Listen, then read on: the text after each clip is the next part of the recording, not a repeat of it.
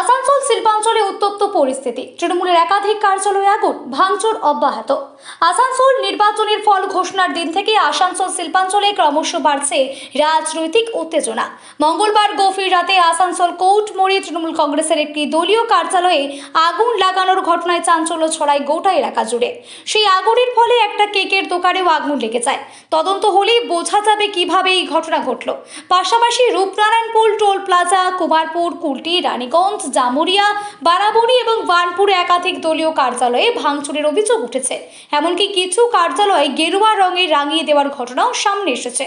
স্থানীয় সূত্রে খবর, এই ঘটনাগুলিকে কেন্দ্র করে বেশ কয়েকজনকে গ্রেপ্তার করলেও অনেকেই আবার ছাড়া পেয়ে যাচ্ছে বলে অভিযোগ। ফলে আতঙ্কের পরিবেশ তৈরি হয়েছে। তৃণমূল কর্মী সমর্থকদের মধ্যে অনেকেই বাড়ি থেকে বের হতেও ভয় পাচ্ছে। অন্যদিকে বিজেপির পক্ষ থেকে এই ঘটনায় সরাসরি দায় অস্বীকার করা হয়েছে।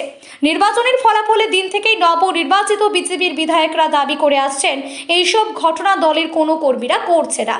তাদের বক্তব্য, কিছু দুষ্কৃতী বিজেপির নামকে ব্যবহার করে অশান্তি ছড়ানোর চেষ্টা করছে। এই প্রসঙ্গে প্রধানমন্ত্রী নরেন্দ্র মোদীর পূর্বের বক্তব্য উঠে আসছে। তিনি রাজ্যের নির্বাচনী প্রচারে বারবার বলেছেন ভরসা ইন, ভয় আউট, কিন্তু বাস্তবে এখনও সসিংহতা এবং থামার প্রশ্ন উঠেছে প্রশাসনের ভূমিকা নিয়ে। ঘটনার খবর পেয়ে আসানসোল উত্তরের নবনির্বাচিত বিজেপি বিধায়ক তথা রাজ্য নেতা কৃষ্ণেন্দু মুখোপাধ্যায় ঘটনাস্থলে পৌঁছান। তিনি পুলিশ কমিশনের সঙ্গে কথা বলে দ্রুত সিসিটিভি ফুটেজ সংগ্রহ করে দোষীদের গ্রেপ্তারের দাবি জানান। তবে সব পক্ষের দাবি প্রতিদাবির মাঝেও বড় প্রশ্ন থেকে যাচ্ছে, কেন থামছে না এই পোস্ট পোল হিংসা? প্রশাসন এবং রাজনৈতিক নেতৃত্বের কাছে তার উত্তর এখনো অধরা। আমাকে কাউন্সিলর ফোন করেছিল, মৌসুমী বসু আমাকে ফোন করলো। আমি একটা মিটিংয়ে ছিলাম, আমাদের 9 তারিখের প্রোগ্রাম আছে ব্রিগেডে, সেই নিয়ে আমাদের প্রস্তুতি বৈঠক চলছে সমস্ত এমএলএরা। সেখানে আমার কাছে ফোন যায় এবং আমাকে বলে যে এইরকম ঘটনা এইরকম হয়ে গেছে। আমি খবর পাওয়া মাত্র আমি ফোন করি, আমার অফিসে যোগাযোগ করি। আমাদের কার্যকর্তারা তারপরে এখানে পৌঁছায়, দমকলকে খবর দেওয়া হয়, থানাকে খবর দেওয়া হয়। এসে দেখছি এইরকম একটা অবস্থার মধ্যে রয়েছে। সবচেয়ে দুর্ভাগ্যজনক বিষয় যে এটার তদন্ত হওয়ার খুব দরকার আছে। মানে যেভাবে আমাকে ফোন করা হয়েছে, এটা আমার কর্তব্যের মধ্যে পড়ছে আর কি। এটাকে বের করতে হবে। এটাকে আমার সঙ্গে পুলিশ কমিশনার এসে হাজির হয়েছেন, তার সঙ্গে কথা হয়েছে। পুলিশ কমিশনার বললেন আমাকে যে আমি দেখছি, এবং এখানে যা যা ক্যামেরা রয়েছে আশেপাশে বিল্ডিংয়ের, যেখানে যতগুলো ক্যামেরা রয়েছে সব ক্যামেরার ফুটেজ আনা হোক, ফুটেজ এনে এইখান থেকে বের করা হোক এই ঘটনাটা কী হয়েছে।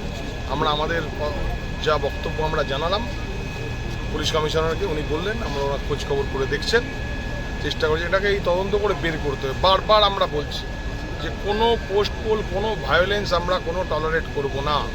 তারপরেও যদি এইরকম কিছু হয় তাহলে এই জিনিসটাকে আমরা তদন্ত করে বের করব, এটা কারা করেছে। আমাদের সঙ্গে আমাদের জেলার জেনারেল সেক্রেটারি অপূর্ব হাজরা রয়েছে, এখানে মণ্ডল সভাপতি অমিতা সি রয়েছেন, অঙ্কুর রায় রয়েছেন এই মণ্ডলের নেতা, সমস্তরা আমরা রয়েছে এবং আমরা দাঁড়িয়ে রয়েছি। আমরা এটা জানবার চেষ্টা করছি এটা কিভাবে হয়েছে, কেন এইরকম পরিস্থিতি, এইরকম বিষয় এর আগে এরকম হয়নি। এটা কি ঘটনা না দুর্ঘটনা, কি ভাবছেন? এবার ঘটনা না দুর্ঘটনা এটা তো তদন্ত করে দেখবে পুলিশ, তদন্ত করে দেখবে দমকল, তদন্ত করে দেখবে কি ঘটনা ঘটেছে।